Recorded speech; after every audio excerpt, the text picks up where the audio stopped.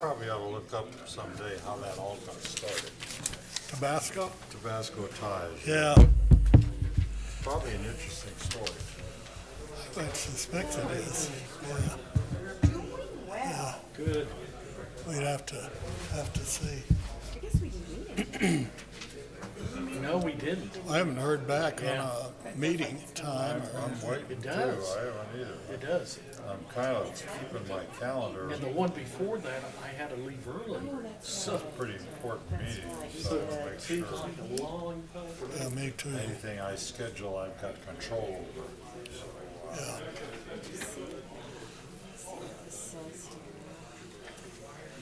Looks like Dave's trying to sell services. You had to leave early in Now that he's in the December. You were real world, he's trying to sell services. See?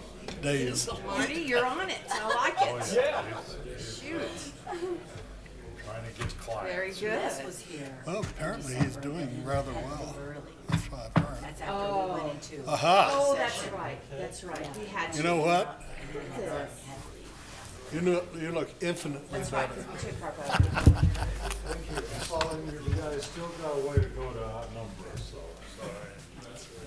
Well, I think you'd look very distinguished with a beard. I grew a beer. Agenda today. The only time I ever grew a beer was It's so straightforward. every year. Yeah, she's Big founders. looking forward to 10:30, and I like that. So Mackey Day celebrations every year. And there's a beard. Sounds efficient and move forward. I grew beer every year. done. So there were some pictures of me around with a very, very nice beer. I grew a beard when El Paso celebrated its 100th. And it was for the McGinty Club. And it was back in the early 70s. What's a McGinty? The McGinty Club was a club here in El Paso. Maybe just try to. And they had a band. Hey, Raymond. That was Is their Joe thing, gonna but be they here? were, Okay. He's probably gonna come in. They were He's like pretty good, but we'll start at, Rotary, we got 3 more Kiwanis, minutes, and we'll start right at 9. you name it. I think they were quasi-influential in politics and so on. They called the McGinty Club. If you Google it, you'll see pictures of it. Anyway, but later, when I guess after I started the first day, so it had to be probably in the 1980 or so, 81. I went on the board of Southern Union Company. Yeah, so we're awarding a I contract. was Yes. in the early 30s. And, I went on Southern Union Company's board, and everybody there was, this is a New York Exchange Company board, and it was a big corporation, and I was the youngest, rawest, newest guy there. Everybody else was at least 60, and I was in my very early 30s. So I grew a beard, so at least I looked a little older in all the photographs we had to take for annual reports and stuff like that. I served on the board for about 5 years or so until I just, How old were you? I was in my early 30s. Let's see, if it's 1980, I had to be 36, Section over on my side. mid-30s. Near East Lake. But I was still a lot younger than anybody there. And, you know, I doubt that it made any difference to a trained eye, but, and I grew this later. Excuse me. When I left Bank of the West and started doing this new one, I started growing this beard. He's not And Just to differentiate you. well, not only to differentiate, it kind of stirred up all the other bankers because they They didn't like it. Tragedy. I was supposed to be clean shaven as they were. And, of course, Yeah. wouldn't do that. Sleep, didn't even know Keeping bad company, you know that, don't you? Well, Almost here. How about that? Yeah. Anyway, you doing okay? Good. Happy Valentine's Day. Happy New Year first. Okay, Oh, I think we're gonna go ahead and get started. One at a time.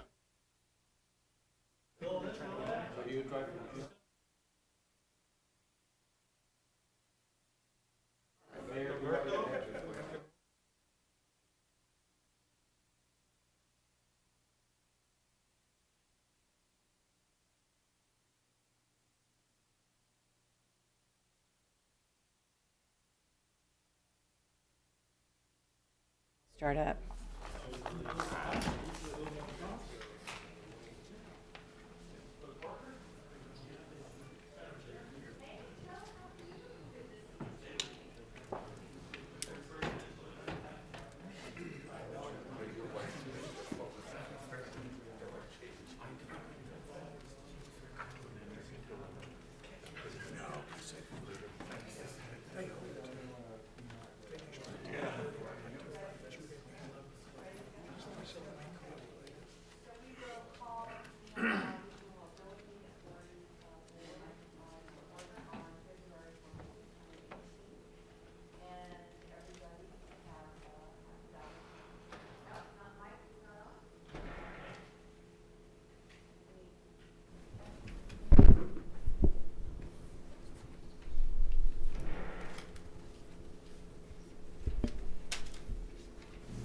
Okay? There you go. Okay, so let me try that again.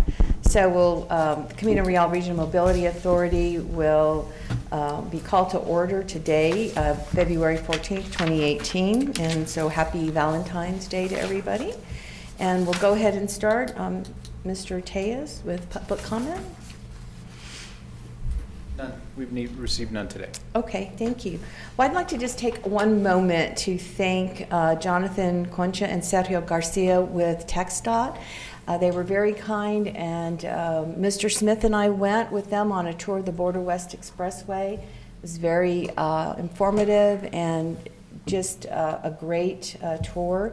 It's amazing all the work that's being done, and we thank the men and women who are working on that project. It's massive, it's complicated, and I would invite any of the other board members who would like to take that tour. I would encourage you to do so because you'll understand the exchanges much better, I think. I don't know, Mr. Smith, you know, I think you might agree that that was, I don't know if it was more confusing or not, but it's very complicated. So anyway, we thank them for taking us on the tour. So we'll move ahead to item number 3, adoption of minutes for the CRRMA board meeting of December 13th, 2017. So move. Second? It's been moved and seconded. All in favor? Aye. Okay, thank you. Item number 3 is approved. Item number 4, presentation, discussion, and action on board resolutions for the following instruments related to the RMA's recent procurement for the East Lake Boulevard Phase 1 roadway improvement project. A, board resolution awarding the project to the lowest responsible bidder and authorizing the executive director to negotiate and execute a construction contract with such lowest responsible bidder. B, amendment to work authorization number 1 with Dannenbaum Engineering Company, El Paso, for design services during construction. C, amendment to work authorization number 27.6 with Atkins North America for construction engineering and inspection services. And D, amendment to interlocal agreement, BRF, project development agreement with the County of El Paso related to the required construction funding. Mr. Tejas. Good morning. Raymond Tejas, Executive Director of the Camino Real Regional Mobility Authority. So most of what you will see today, you will recognize the format. This is the same format that we've developed with the Comprehensive Mobility Plan projects and the same process. So I've got a PowerPoint for you that will go through generally the project and the procurement that we've just completed on the construction side. So today we're going to talk about the project. Mr. Tejas, we've Yes, lost the overheads here. We had them here, but Yeah, but these are here. Do you have them there, out Do there? you have a feed in our- to your? They are out. They're there. Okay. Okay, well, I think In the that's, is audience. everyone okay with that? Yeah, okay. Okay. We can go ahead, proceed. So we're going to today talk about the project purpose, location and scope, the timelines, the bids received, and the requested board action. So we're talking today about East Lake Boulevard Phase 1, which is one of the 2013 El Paso County Comprehensive Mobility Plan projects, which was to be let and was in fact let in 2018. The project budget comes from the El Paso County Vehicle Registration Fee bond proceeds from the second bond issuance. The County of El Paso and the RMA entered into an agreement whereby the RMA was to be responsible for the design of the project. The design was completed by a design firm that was selected under the RMA's expedited procurement process, and the completed designs were advertised per board direction, and the RMA now seeks to let and manage the construction. So that's the background. This is the, as a reminder, this is the map of the entire comprehensive mobility plan. And this is a zoomed in view of the comprehensive mobility plan projects that the RMA is tasked with developing. There's the red arrow there pointing to East Lake Boulevard Phase 1. If you'll notice to the right, the orange line next to it, connecting to it, is East Lake Boulevard Phase 2, which is currently under construction and nearing completion. And to the left of it, at I-10, is the Old Waco Tanks Road, which is also under construction and nearing completion. Rojas and Darrington Road are also connected to East Lake Boulevard Phase 1. So a very important project for the region. This is what it's going to look like. You'll see that it will be a 6-lane divided roadway with raised median, concrete pavement and curb, 10-foot shared bike paths, landscaping, continuous illumination, storm drainage, signing, and striping.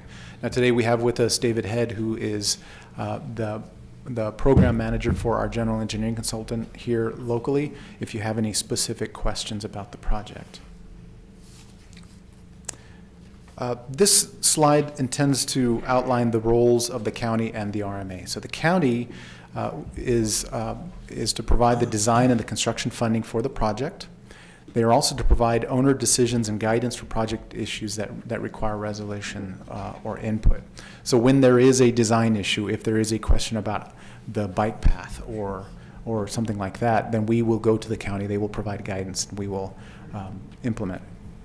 The role of the RMA then is to complete the design for the project through one of our consultant agreements, to prepare, let, and award the project for construction, and to provide construction management services, which include oversight, engineering testing, inspection, and record keeping. And this is the same format that we've utilized for East Lake Phase 2 and many of the other projects that we are currently involved in. So none of this is new. Now we get into this particular project. This is the timeline. So May of 16, the board approved for the project to be advertised to bid, and we advertised in December 2017. Now there's a gap there. The reason for that, if we go back to the map, is that we didn't want to tie everything up at the same time. We would basically have cut off all access to the area if we were under construction with all of those projects at the same time. So we delayed East Lake Phase 1. But again, it was advertised in December of 2017. By January 4th of 18, the questions and answers were posted to our website. The bids were open on January 11th of this year, and February 14th, which is today, we are looking to recommend an award from the board and also authorization for the executive director to begin negotiations and issue a notice to proceed. This is the proposed timeline. The contractor could start as early as April. We will be using a standard work week, which is Monday through Friday. We anticipate 396 days to complete this particular project. Weather days, of course, are credited, and we're looking at a possible completion in fall of 2019.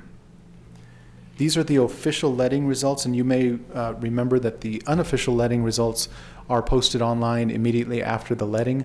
The difference between the unofficial and the official is that the official bid results are those that our staff has gone over. We check math, we check line items, we make sure that everything is signed and properly submitted. Once that happens, then we release this, which is the official letting results. So you'll notice we had 4 bidders, and the low bid on this one is J.D. Abrams at $23,653,752.53.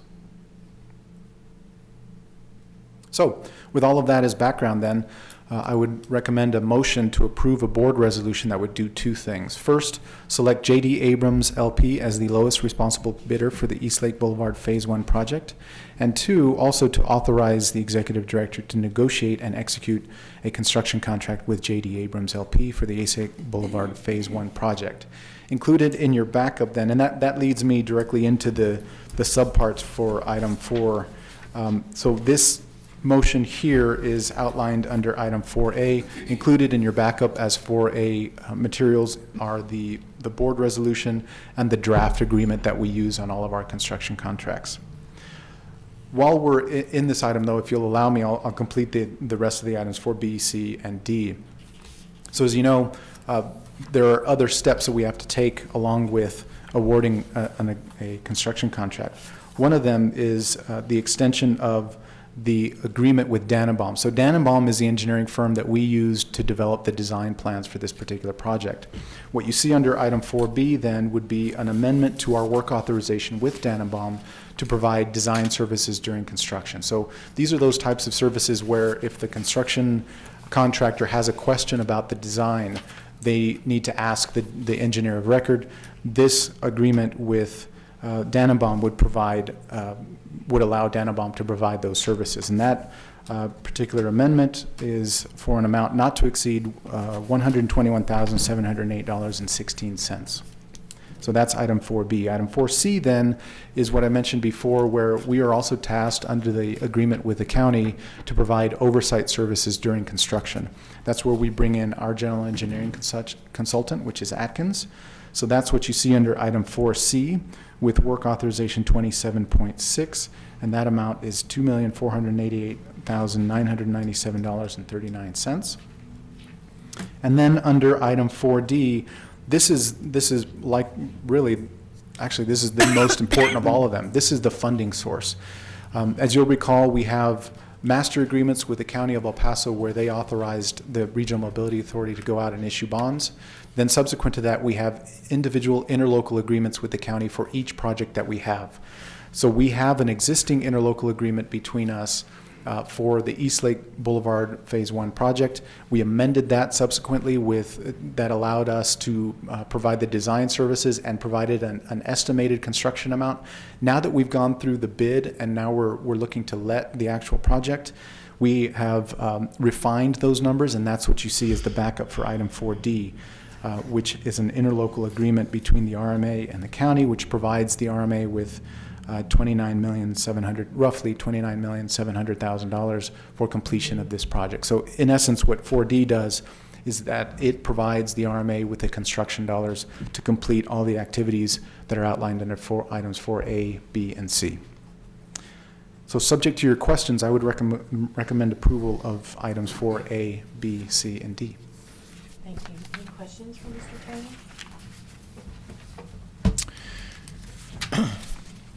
Mr. Newman? Well, I'm trying to wrap my head around the Atkins agreement for construction, engineering, and inspection services. About 10% of the project. Is that for an 18-month project? Is that on par with the funding levels that we've had them work on other projects? Well, I did not look specifically at this one against prior ones, but I will say that each and every project that we develop under the Comprehensive Mobility Plan, the figures that you're seeing before you, the proposed agreements, the draft agreements, and more importantly, the amounts that are included in those draft agreements have been reviewed and approved by the county. If you remember, ultimately, these are county funds. They're vehicle registration fee proceeds that are being used to repay the bond issuance. So it's very important for us to get that prior approval from the county. So we have received that. Their Public Works Department has reviewed these numbers and has okayed them. Okay. But again, I have not compared this one percentage-wise against the others, but I can certainly do that. Well, that's all I really can go by is to just get a sense for it. And I'm sorry, I should have mentioned that before. Just to get a sense for, the level of oversight. Tell me about the county VRF fees. Those are fully pledged, is that correct, or they're still Yes, sir. 100% are pledged to the Regional Mobility Authority, and then we use that pledge for the 2 bond issuances. Well, they're fully allocated, correct, to the bond issue? How many years before VRF funds are free to be applied to other projects? I can get that number for you. I I'm don't just know it off the top curious. of my head, but I can was certainly just provide curious. that. I was just curious. I'll get that for you, though. It's something I have available. I just don't have it off the top of my head. Okay, thank you. Yes, sir. Any other questions or comments? Make a motion to select J.D. Abrams and to authorize the executive director to proceed. Second? It's been moved and seconded. Is that item number 4A then that you're asking? Okay, so on number 4A, we have a motion and a second. All in favor? Aye. Any opposed? Okay, 4A has been approved. Do we need to take them individually? Excuse me. I think we could take B, C, and D together. Certainly. Motion to approve items 4B, 4C, and 4D. Second. Okay, it's been moved and seconded. All in favor? Aye. Thank you. So items 4A, 4B, C, and D are now approved. Thank you. Item number 5, quarterly presentation, update and discussion on the 2013 El Paso County Comprehensive Mobility Plan. And Mr. Tejas. Yes, ma'am. We have today with us, I mentioned David Head, who runs the General Engineering Consultant program for us here in El Paso. And we've got our regular quarterly update. I have tweaked this quarterly update a bit. We've highlighted specifically the items that have changed on each of the slides, so I've asked Mr. Head to focus on those. Obviously, if you have any questions, please raise them, and we'll take as much time as you'd like. But with that, I'll ask Mr. Head to present. Good morning, David Head with the GEC, and this is the quarterly presentation of the County Mobility, Comprehensive Mobility Plan. So, with that.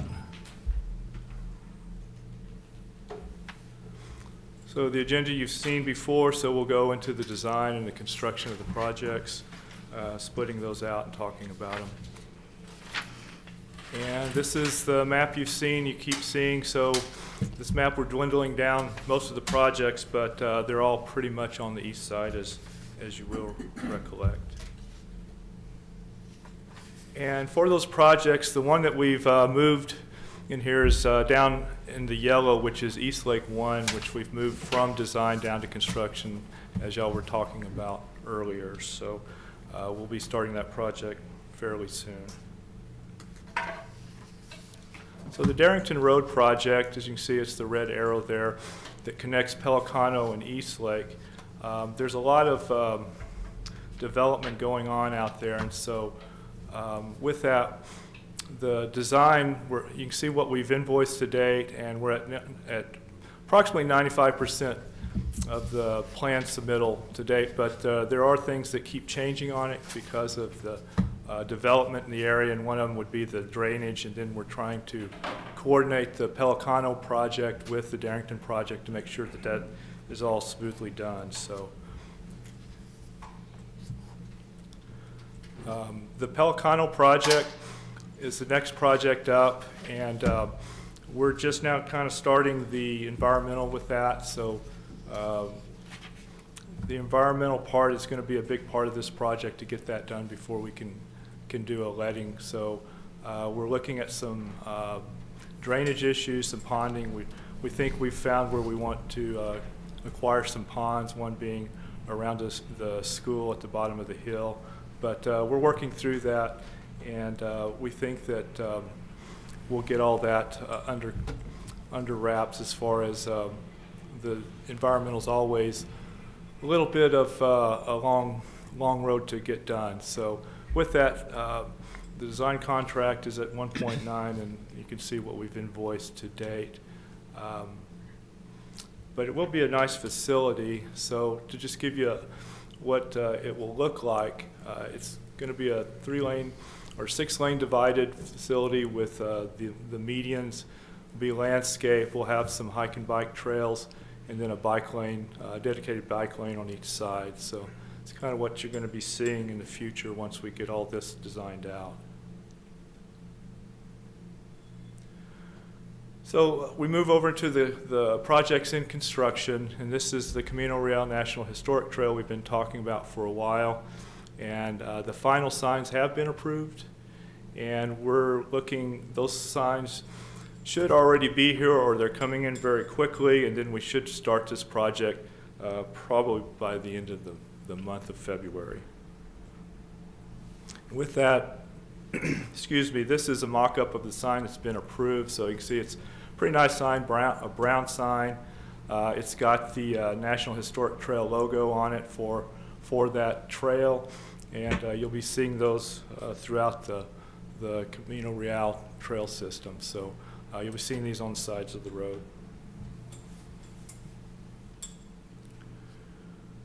So we go to the Vista del Sol project, which is where the red arrow is and the green line there. So with that, it's you can see what's been invoiced, and we're about 8% complete to date. We've had some issues with the storm drain work and developers trying to get all that meshed in together, because we're all draining to some of the same ponds. So we're trying to get all that worked out, and we're moving along. Bain's doing a good job on it.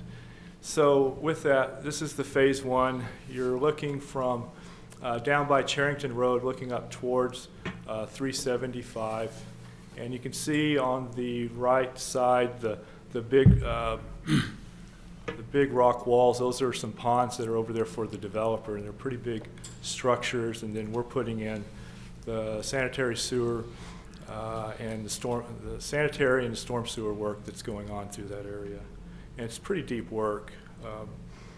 So that whole road right there is cut off from people driving down it.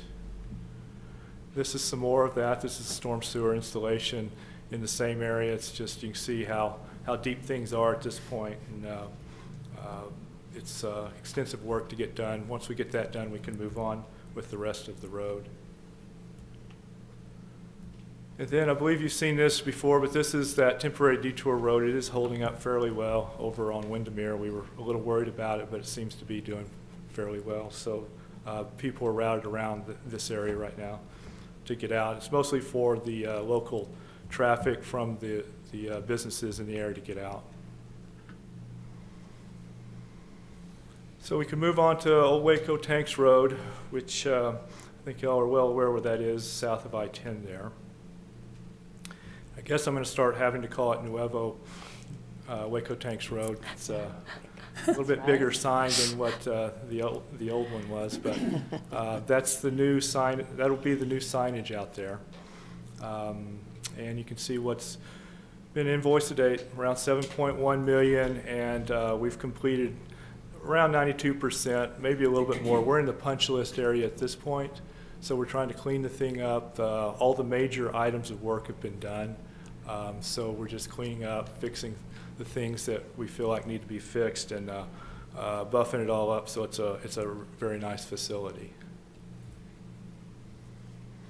So this is looking off of the bridge at East Lake right there, and you can see this is looking down to the south, I would call that, and you can see it's starting to shape up as a road. And this is just another look at the finished pond. We had to go back and redo. I think we talked about a change order on it probably the last time we were here.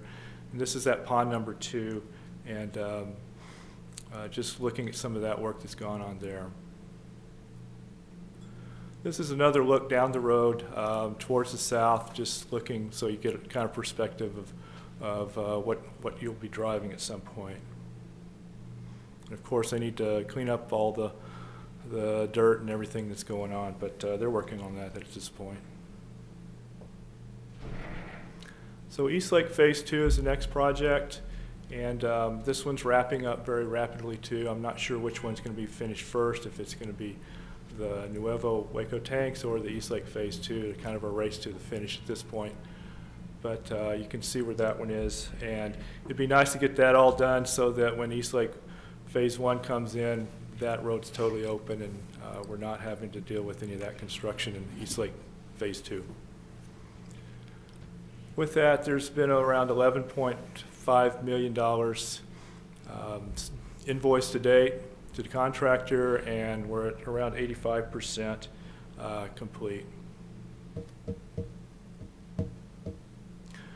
So this is looking from Darrington to Horizon Mesa. This is the start of the project. As you'll remember, we've striped out that inside lane in anticipation of Eastlake Phase 1 coming in. So when Eastlake Phase 1 is done, they'll open this up, and we'll get the 6 lanes through the whole project. This is where they're currently working in Phase 3. This is Horizon Mesa to Desert Mist further down, and they're working there, and they're probably pretty much complete in this area, or very close to it at this point.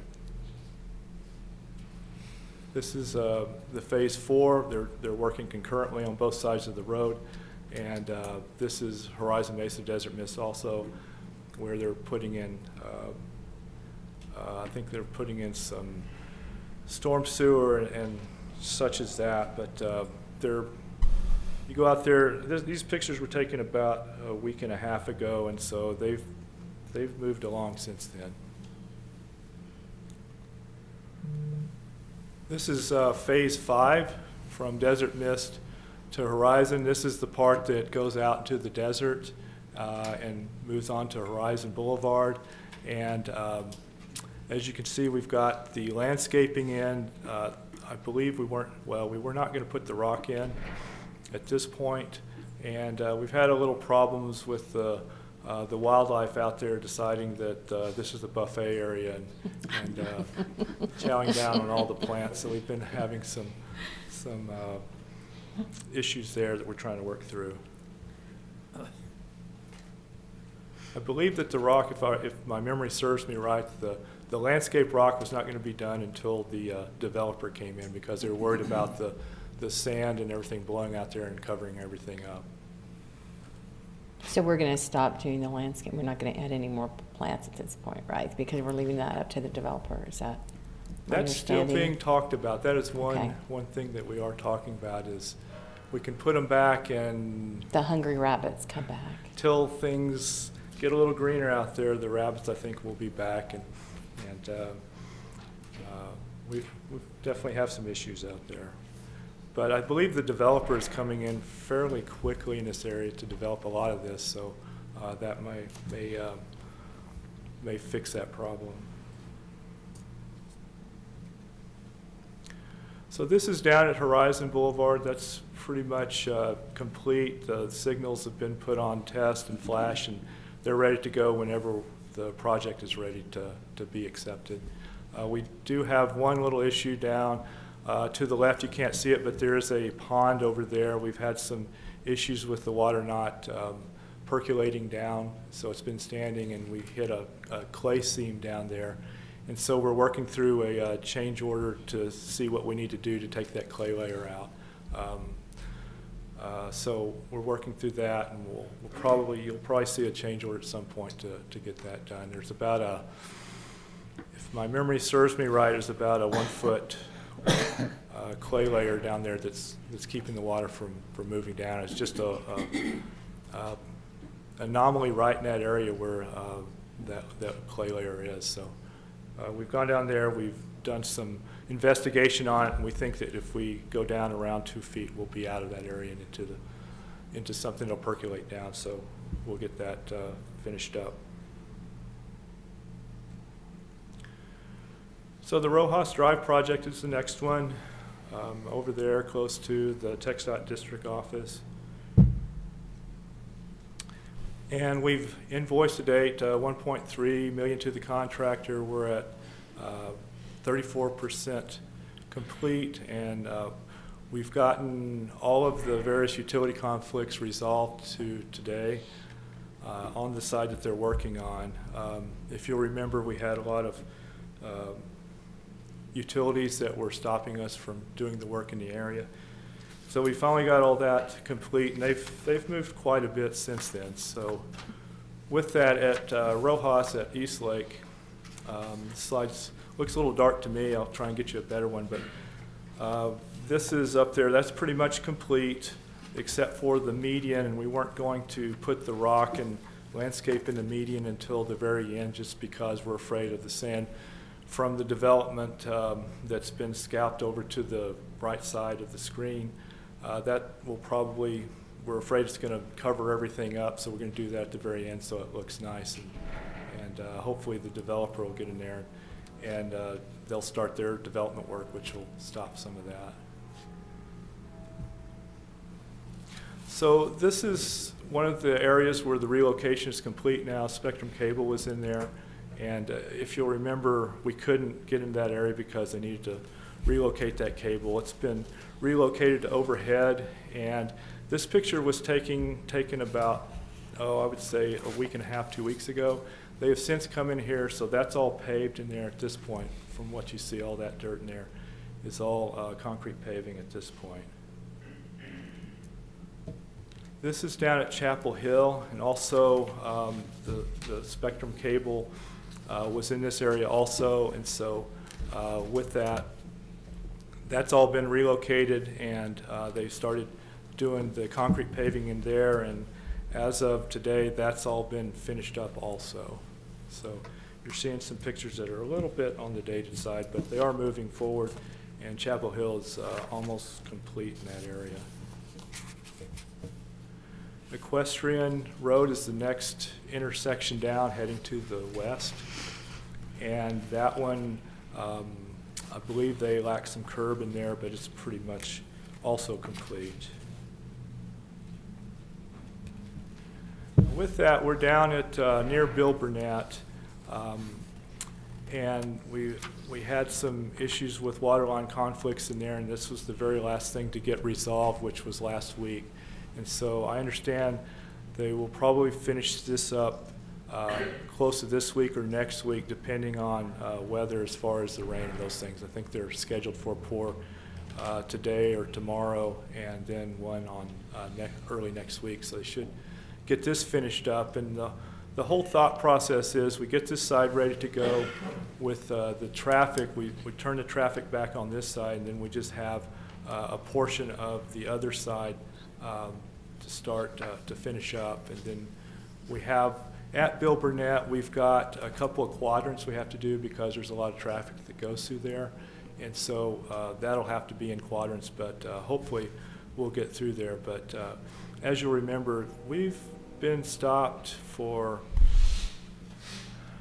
a couple of months on this project, so it's been dragging out, but hopefully we'll gain back some traction on time and get those things completed up. Just so you know, the original finish date on this project was around February 18th, so it should have been getting finished up right about in this time frame. And then it looks like we're going to add about 3 months worth of time to this project. There was all the change orders from early on, plus what we think the contractor was delayed on this. So that pushes us out to a finish date somewhere in the May, early June time frame. That's what we're hoping for.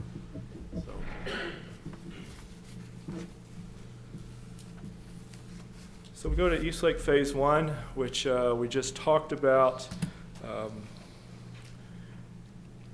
And with that, so the project was let January 11th. It's got the 18-month construction schedule, so we're going to be starting in April.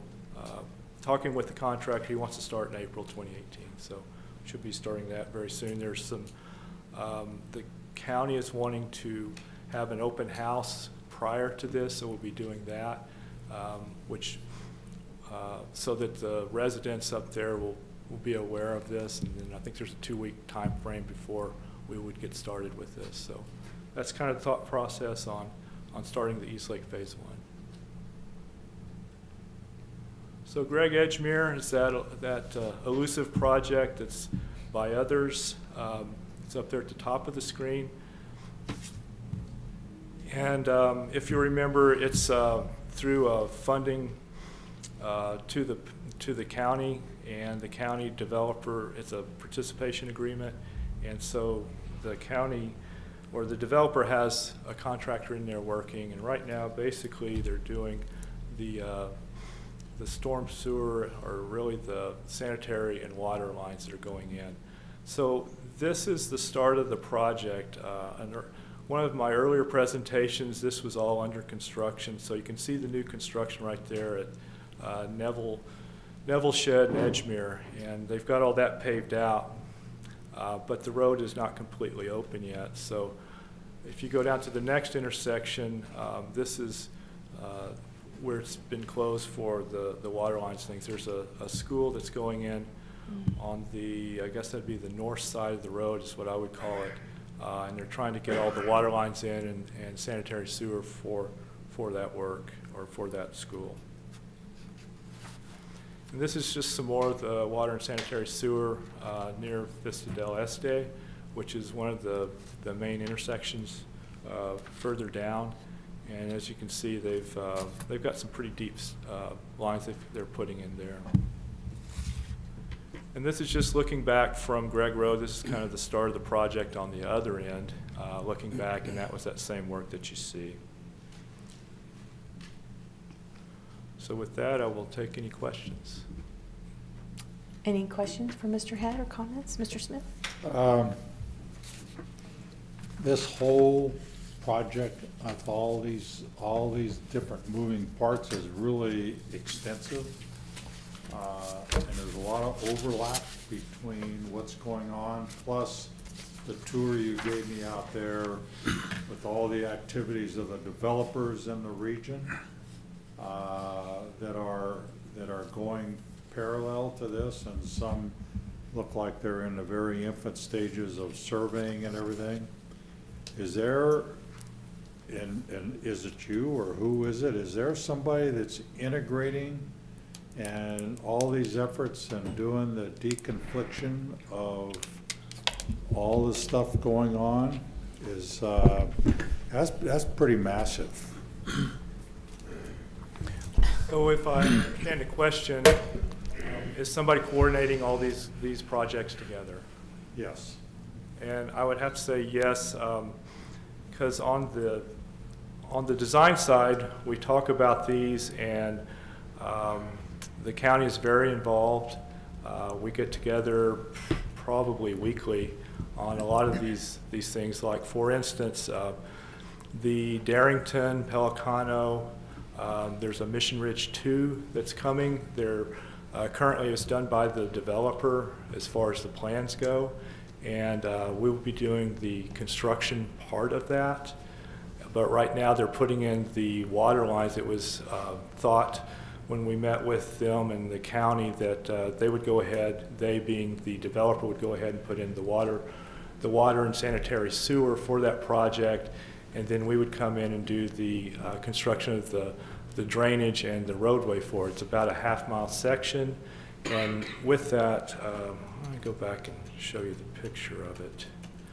But so the Mission Ridge is the purple one there, between Pelicano and Eastlake, and we want to get that completed so that when we go into Darrington, we haven't cut everybody off, because Darrington's a very busy road. You can't get up Mission Ridge Boulevard at this point. And so we want to go ahead and build that. It should take about, we're thinking 4 months or something, to get people from Eastlake up to Pelicano and vice versa. And then once that's built, then we'll go back to Darrington and start that project, even though the plans will be ready before that. So that's just one of the thought processes. So yes, to answer your question, we are trying to coordinate all of this work that's going on at this point, and that was one reason why we didn't do the Eastlake Phase 1 first. We went ahead and did the Phase 2, trying to get it out of the way so that we're not impacting that whole roadway. So we are trying to coordinate all of that effort. Okay, well, my question is, who has the baton in their hand? Do we have the baton? Does the county have the baton? The County of El Paso does. In fact, We have with us today Sal Alonso, who's from the Public Works Department of the county, and he can expand. They're intimately familiar with all of the developers' plans, so I'll let Mr. Alonso speak to that. Thank you. Good morning, Sal Alonso from Public Works Department. I oversee all the transportation projects for the county. So to answer your question, yes, we are in contact with all the developers, any progress being made, whether it's residential, commercial, or any connectivity, any construction within this corridor. We're reaching out to the developers since day one. I'll give you some examples. At the corner of Rojas and East Lake, that parcel has been, I guess, sold a couple of times, but every time it's been sold, we've been reaching out to the new buyer to make sure that they're aware of what's coming down, they're aware of what's happening along the East Lake corridor, Rojas, Vista, and all the property owners. So yes, it's moving parts. That's always moving, but I assure you that all the coordination has been made with all the existing property owners or new businesses that are coming out in the future. So some of the businesses are actually aware about this construction, so they're kind of timing the construction timeline with our project so they could come in right after or right before to get out of our way. So the developer in this area has been proactive, and especially on this East Lake corridor, because it's the county's biggest project, and they've went ahead and moved forward towards the end of last year, and I believe they're finishing up all the utilities that had to be removed by the developer to get, I guess, the way out of our way. They have gone on there, relocated some of their facilities.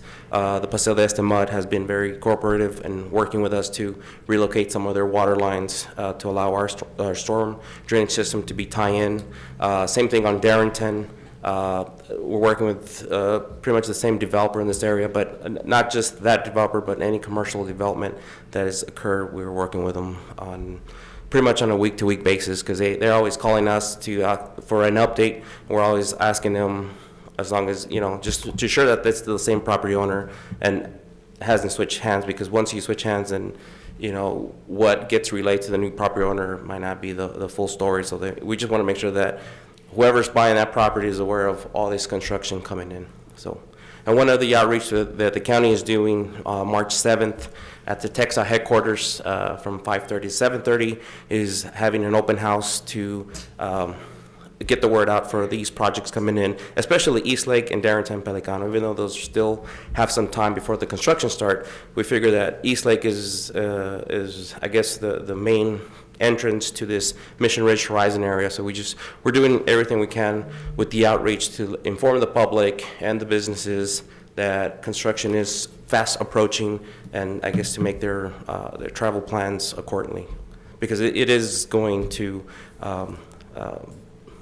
hate to say it, be a bottleneck in that area for some time. Okay, Mr. Smith, anything else? Just one follow-up. I'm a big one on responsibility and authority, and you talk about all these moving parts and conflict and deconfliction and water utilities and developers and contractors and consultants. Are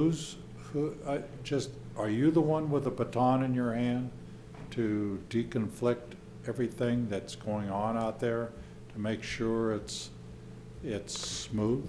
I guess it's more a team effort between the county, the CRRMA, and their engineers. We're always, like Mr. Raymond and David had mentioned, we interact almost on a daily, weekly basis on situations or something that the developer might had relayed to me, saying, hey, brother, we're doing X, Y, and Z.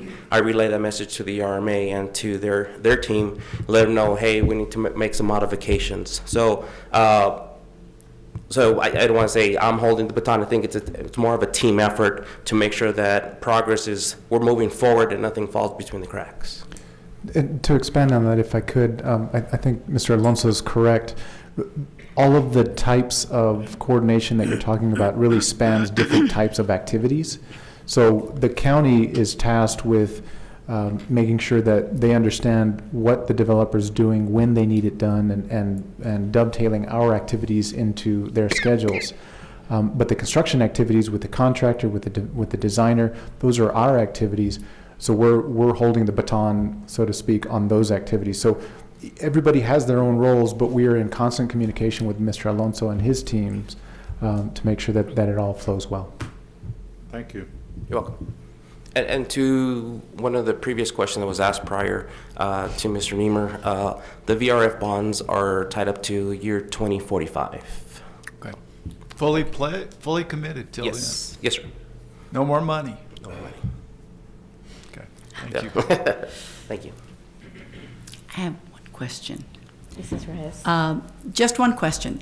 At Rojas and East Lake, you said that there's about 2 feet of clay that you've No, got I to, believe that's closer to East Lake and That's East Lake, that's right at East Lake and Horizon. and Horizon. What will the contractor do with that clay once he's removed it? We're working to put it, we believe that one of the developers will use it and blend it with their other material to use for building in the area. Okay, they're not discarding it. No. They'll use it. Valuable clay. The irrigation district will take any clay that you have on your hands. well, thank you for notifying. We'll make sure and because typically because the area just, I believe, north to that is a residential subdivision that has been master planned. So typically a developer would just go in there and mix the clay with the existing native material too.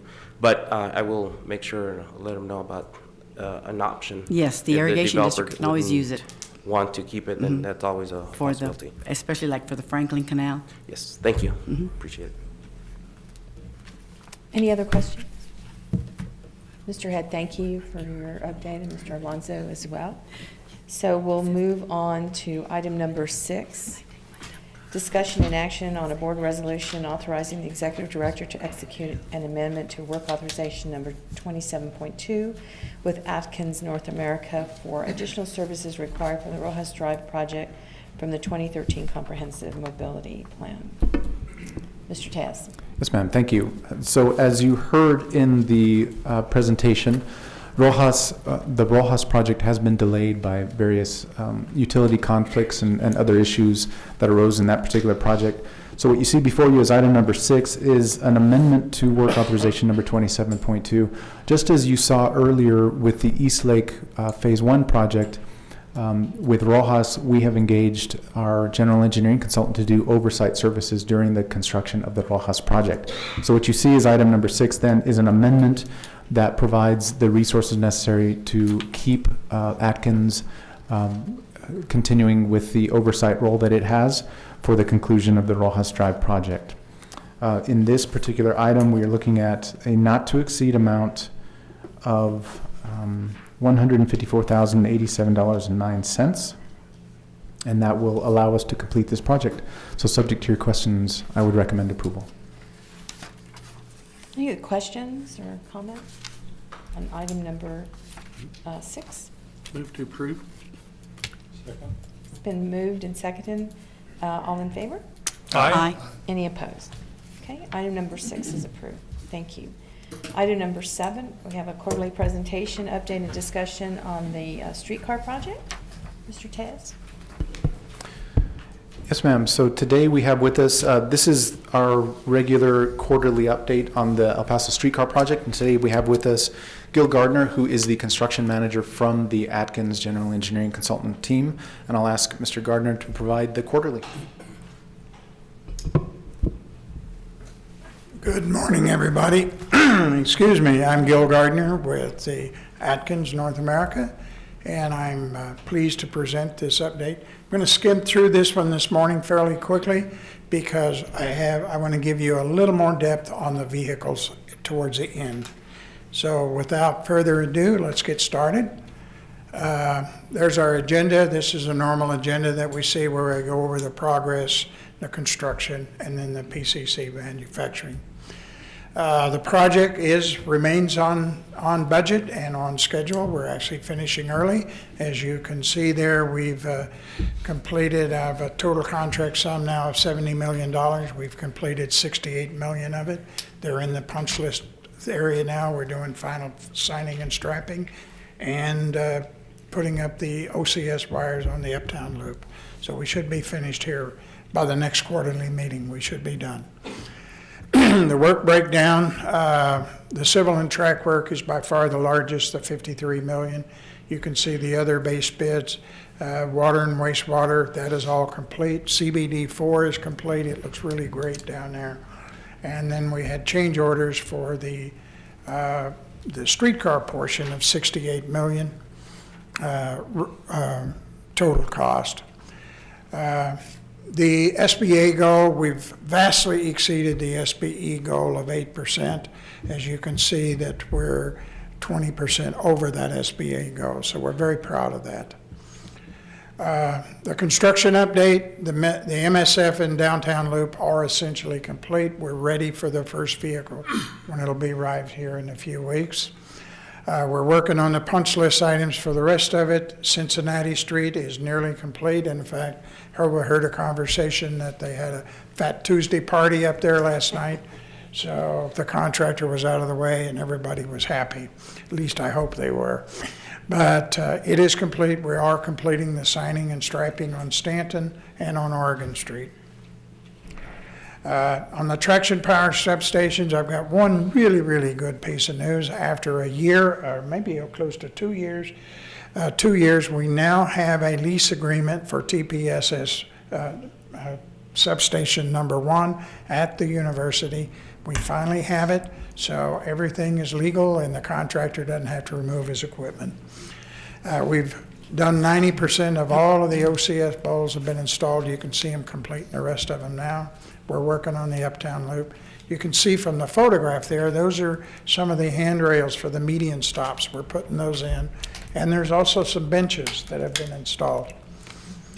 The track work and embedded track work is all complete, and we're prepared to commission the MSF. The downtown loop will do that pending the interlocal agreement that should be forthcoming here shortly. Now, I'd like to chat about the vehicle remanufacturing. I'll go over this very quickly. The original contract value was $18 million. We've done 2 change orders to date for about $267,000. So we have a current contract of a little over $19 million. They've invoiced to date a little over half of it, the work with the 6 vehicles. This is what the vehicles are beginning to look like. I mean, we're really proud of these vehicles here. This is vehicle number 1, isn't it? Yeah, vehicle number 1. They're working, they're doing training on the test track up there. Raymond was up there, and if you saw the video of it, the first time we ever saw him in a pair of blue jeans. Honest to God. It was, you always see him in a suit. Well, then he makes a good construction worker. But you can see here, this is what the inside of it. Now, the next slide that I'm going to show you, we're giving you, Chuck and Raymond and I are giving you this slide as a Valentine's Day present. We're really, really pleased with this slide right here. And I have to thank Raymond for putting it together. This is what 1506 looked like originally. Wow. That's what it looks like today. So I think the Camino Real Mobility Authority should be very, very proud of the work that they've done to date. But this is what it looks like. As I said, we're doing 6 of them. They're testing vehicle number 1 for delivery. Vehicles 2, it's in the assembly. The body work is being completed on vehicle number 3. We're doing framing work underway for vehicle number 4. 5 and 6 are still kind of at the beginning of the stage. The lead abatement has been complete. But as you can see, that's car number 3. That's kind of what it looks like there. They're working on it. I believe they're all pretty close to on schedule. We're very pleased with the work that's coming on it. We do have a visit working with Sun Metro to develop the plans, the final plans. TxDOT SSO is visiting at the 28th, the end of February, and in fact, it's going to be the 28th, 27th, 28th, and the 1st of March, preparing for a readiness review. So This thing will get its safety certification at the end of the total review period with the objective of having revenue service towards the end of the year.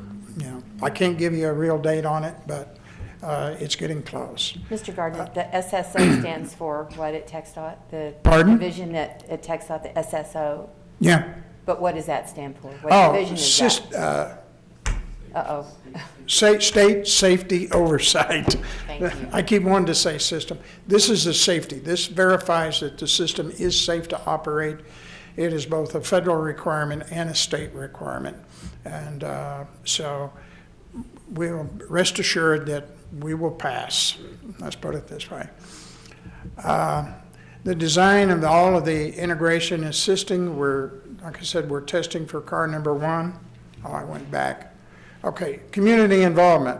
We're transitioning from construction messaging to safety and testing message. And as you can see, the city has gotten very, very actively involved in it now on the program. We've got some billboards up.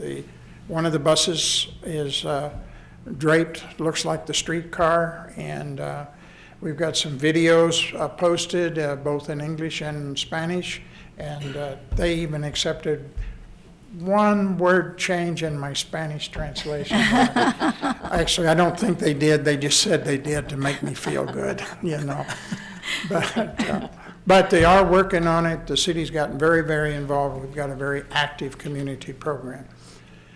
As you can see, they're working on bilingual cards and the bike safety brochure with the city. The bikeway system is getting ready to open. They're going to be working on the traffic thing, ready for the first car arrival, and then the start of the on-street testing with the next couple of months. As you can see, we pretty well closed out all of our submittals. Our RFIs have all been closed out. There's the map. We're doing our punch list item right now, so we're just about to wrap this project up. So, any questions? That was a great Valentine's gift. Thank you. You're welcome. I've really enjoyed it. Looks great. I have. Any comments or questions? Madam Chair, a couple of questions. When I reviewed your slides prior to your presentation, there were some costs that I didn't understand, and yet I didn't see them in this, so it maybe went past me. But one in particular was regarding potable water, and am I in the right presentation? Do you want to pull that up? It might, if anywhere, it would be in the budget slides in the front end, one of the base bids. Potable water There it is. replacement? There it is.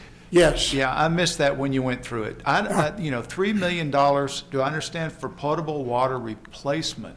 This is relocation and replacement. What occurred was at the beginning of the project, when they went through it, the city water, El Paso Water Utilities went in and identified certain water lines that they felt either needed to be upgraded or replaced. And in fact, one of the things that we replaced, the city had a significant amount of asbestos cement lines, which we replaced with ductile iron. They took that opportunity.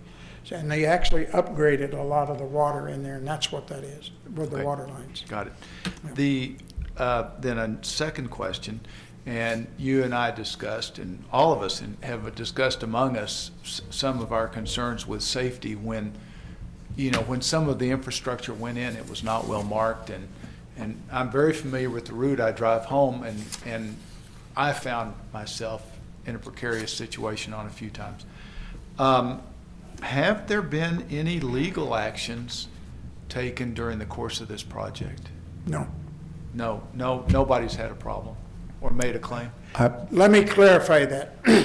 There have been a couple of minor accidents or minor things where the contractor, under construction, he may have paid for damage to landscaping or something like that. But as far as I know, there have not been any legal claims of injuries or anything like that. So let me put it this way. The Regional Mobility Authority has received no claims. I know that with all contractors, they have the liability shifts to them in all of these construction contracts, and they have a claims process. I do not know how many claims, if any, they've received for the types of activities you're asking about, but I can certainly find out. And we wouldn't know then. We wouldn't, because that is all the responsibility of the contractor during the construction. Okay, thank you. And actually, so now that we're talking about it, I do remember one, there was a fall, I'm not going to remember where. I can share these details with you if you'd like, but we did receive one from the city through us. We sent it on to the contractor, and the contractor is dealing with that. There was something left on the construction site, and there was a claim for a fall, if I remember correctly. Yeah. Okay, thank you. Yes, sir. While I have you, just a couple of very quick notes. Mr. Gardner mentioned an interlocal agreement. I've been working with the city of El Paso. One of the things that we have not yet resolved with the city is how we turn all of these assets over to the city. So there is one additional interlocal agreement that will be coming before you, and I'm hopeful that it'll be before you in March, that will outline that process. And really what we're looking at doing is turning over components of the project at a time. So the maintenance and storage facility, which is essentially done, we will be turning that over to them first so that they can get their crews into the facility and begin operations and training and that sort of thing. So hopefully in March you will see what likely should be the final interlocal between the city and the RMA that will outline exactly how we transfer these assets to them. The other item I would mention, and I mentioned this at our last board meeting, I was hoping to have the final change orders to you on the streetcar here in February. That didn't quite work out. There are a couple of additional changes being requested by the city at Cincinnati. So what I intend to do now is in March bring to you a final change order that would have all of the overruns that would finalize the majority of our activities with our construction contractor. It would also finalize the change orders on the Cincinnati component, which is driven by the city. And then at that point, we would begin working with the city of El Paso on the owner-initiated change orders, and that would be for capital spares and other nice-to-have items that the city will be requesting from the remaining project funds. So that process, I hope to begin that in March as well. So just a brief look ahead for what March will be bringing. Okay. Any other comments or questions? Thank you, Mr. Gardner. You're welcome. Great, thank you. Item number 8, presentation, discussion, and action on a board resolution authorizing the executive director to approve certain change orders for the RMA projects. Mr. Tejas. Thank you. So I have one more PowerPoint for you, and this will be the end of it for me.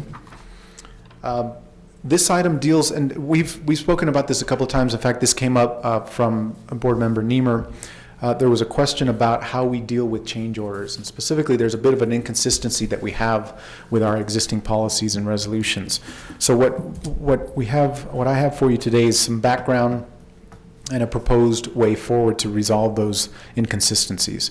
So by way of background, our bylaws provide that the executive director can execute contracts, issue change orders, and do all of those things required, but only in those amounts established by resolutions or other motions of the board.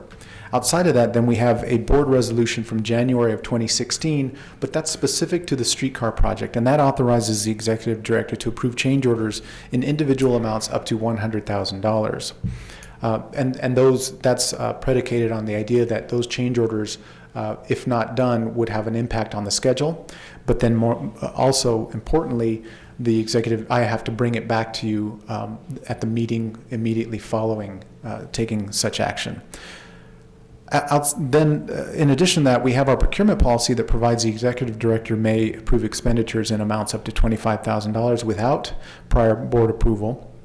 So we've got a bit of an inconsistency there. We have a specific way forward with streetcar. We've got a way forward with the other projects that we have. But historically, most of our change orders, as you know, have been in amounts less than $100,000 and have been presented to the board prior to any action.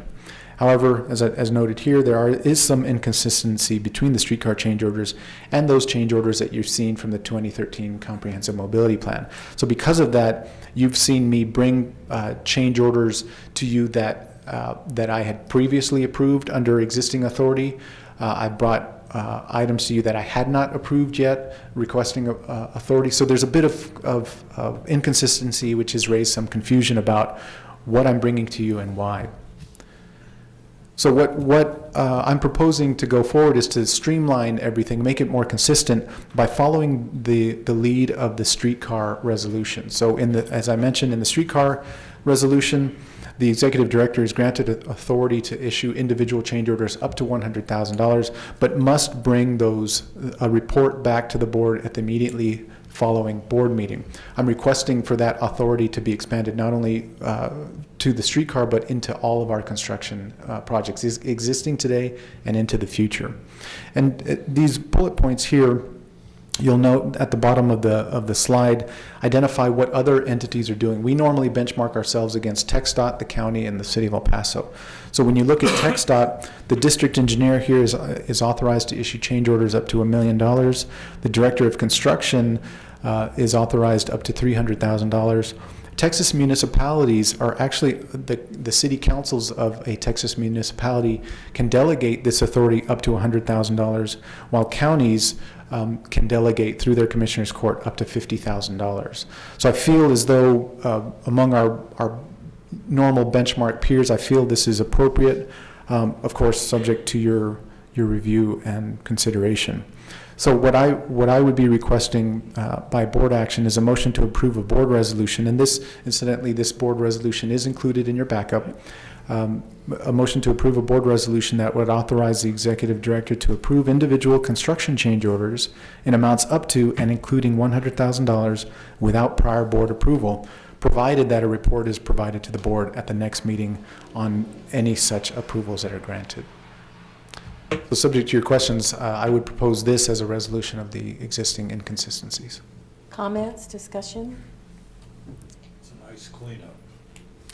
Yeah, I think that's part of the issues, that we've had this inconsistency, and it is confusing, I think, to not have consistent policies for our different projects. Mr. Wardy? You know, You're thinking, I can tell. this is not your first rodeo, Mr. Tejas. So I think you've proven through your span as the executive director of your ability to handle and manage these change orders. And in my tenure on the board, I haven't seen nobody critical of any of the change orders that have been approved. I think it's probably a prudent action to take. I just struggling with only being able to be notified of the change order when we have the board. So if you do something tomorrow, we won't know about it for a month. But,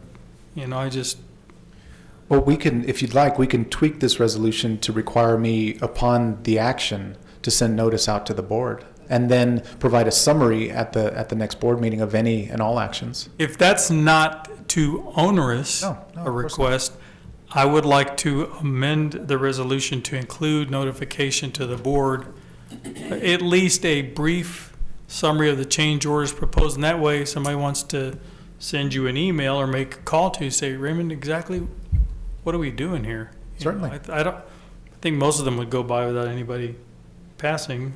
If it's not too onerous, I would like to amend it to include that. I'll second that. Let's just say any change order, notification of any change order over $50,000, notification sent to the board, right? The Can we be more- 50,000 for the notification immediately versus anything, right? 50,000 or greater Yes. to be, for the board to be notified immediately. And I think we could try this and see. We might be getting a lot of emails that may be ones that maybe aren't necessary for us to get, but I think it's a good way to maybe start off. But Mr. Niemer, you had some comments? I have a couple of comments. First, in the way this has been written, there's a clause that's been omitted from the streetcar project, and on the streetcar project, that clause was an authorization for $100,000 should the schedule require it. And it seems like that's sort of a critical qualifier. Well, and that's certainly up to the board. I excluded it on this one because of prior comments from the board. For example, we had some change orders on I won't remember the project, but we had change orders in the amounts of $1,000, $5,000. And one of the questions I received was, why are we even seeing this? And that was my comment, and I think, Right, so that's the point. So that's the intention. If we limit it to a timing issue, those $1,000 and $5,000 dollar change orders, I wouldn't be able to authorize. But again, it's up to the board. I see, okay. Yeah. And going to Mr. Wardy's comments, I think, for the most part, I think we're very comfortable with your decision-making and your judgment in this process. You've been doing it for a while now, so I think maybe putting in the 50,000 and above to notify the board after made that decision, and then the board members can then notify you if they have any concerns or questions at that point. Everyone's comfortable with that. Then, So- Madam Chair, if I Yes, sir. may, I have a second question. Of course. You mentioned by state law, the counties are limited in their ability to delegate the approval authority beyond 50,000. That's their cap. Correct. But a lot of the projects we're administering are county projects, are they not? They are, but the distinction is that they are not technically county projects when we are administering the projects. And so does the county has the right to delegate to us the authority to do a $100,000 project without board action? So I'll say it the other way. What the Commissioners Court has done through its master agreements and its interlocal agreements is provided us funding up to a certain amount identified within those interlocal agreements. So we have the ability to spend up to that amount. What we do, and what you saw in Eastlake today, is you saw the construction amount, you saw the design services during construction amount, you saw the oversight amount, and then there's a contingency on top of that. So our ability to do this type of delegation is within that contingency amount that has already been awarded by the county. Okay. Thank you. Yes, sir. We have a motion and a second. Any other discussion? Okay, all in favor? Aye. Any opposed? Okay, so item number 8 has been approved with the modifications Yes, ma'am. noted. Thank you. Okay, thank you. Item number 9, this is one everyone's been waiting for, I'm sure. Discussion and action on the election of RMA officers, Vice Chair A, B, Treasurer, C, Secretary, and D, Alternate Secretary. So currently, we have Joe Wardy serving as our Vice Chair, Les Parker as our Treasurer, Joe Fernandez as our Secretary, and David Niemer as our Alternate Secretary. So unless anyone is opposed to serving further or have a burning desire to do something else, I would recommend that we have a motion to nominate the existing slate. So move. Second. It's been moved and second. All in favor? Aye. Aye. Okay. Thank you all. Appreciate everyone's service on the board and as officers as well. Since there is no further business for the RMA, I take a motion to adjourn from the board. Someone want to put in a motion? Thank you. It's been moved. Second. Seconded. Thank you. All in favor? Aye. Okay, all right, thank you very much. So the Camino Real Regional Mobility Authority is now adjourned on February 14th at 10:12. Thank you, everyone. Going to offer to.